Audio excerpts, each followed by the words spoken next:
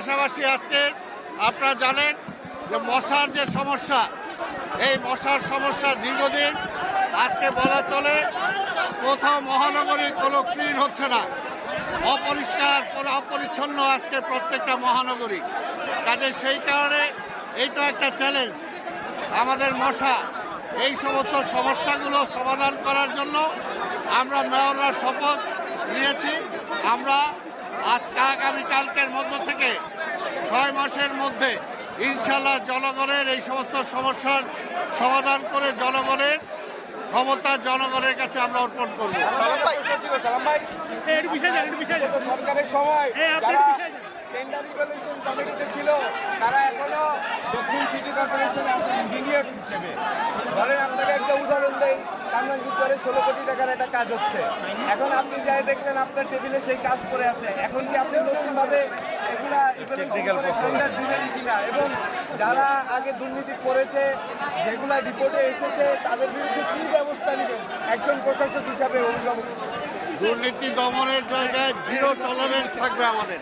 তো সেই জায়গায় আমরা অবশ্যই চেষ্টা করব, যদি কোথাও কোনো দুর্নীতি হয়ে থাকে তাহলে সেগুলো সরকারের যথাযথ পদক্ষেপ গ্রহণ করবে, সেটা অন্তত আমরা বলতে পারি। এবং সামনের দিকে যাতে কোনো দুর্নীতি কোনো অনাচার না হতে পারে সেটার জন্য আমরা চেষ্টা করব।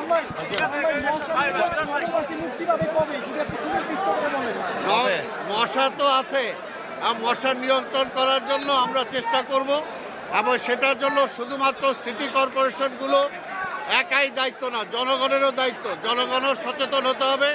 পরিষ্কার পরিচ্ছন্নতা শুধুমাত্র সিটি কর্পোরেশন করতে পারবে না যদি জনগণ নাগরিক সচেতন না হয়।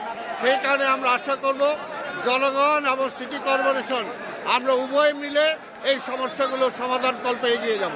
মিল্টন ভাই, আপনি উত্তরের দায়িত্ব পেয়েছেন, আপনি আপনার চ্যালেঞ্জগুলো কি দেখছেন উত্তরে এবং আপনি কিভাবে সেগুলো সমাধান করবেন? একটু আগে সালাম ভাই বলেছে দীর্ঘদিনের অব্যবস্থাপনা, এই অব্যবস্থাপনার কারণে উন্নয়নশীল কর্মকাণ্ড বাধাবিঘ্ন ঘটেছে। অনেক জায়গায় যারা ওয়ার্ক অর্ডারের পরেও নির্দিষ্ট সময়ের মধ্যে অনেক উন্নয়নমূলক কর্মকাণ্ড এখনই সমাপ্ত ঘটাতে পারিনি, শেষ করতে পারিনি। এই বিষয়গুলো আমরা অফিস যেহেতু করিনি, আমরা কালকে আশা করছি আমরা অফিসে যাওয়ার পরে কর্মকর্তাদের সাথে কথা বলে যেখানে যেখানে অব্যবস্থাপনা আছে সেগুলিকে খতিয়ে দেখে আমরা নিয়মতান্ত্রিকভাবে আমাদের কর্মকাণ্ডগুলো সততার সাথে নিষ্ঠার সাথে আমরা করে চলব।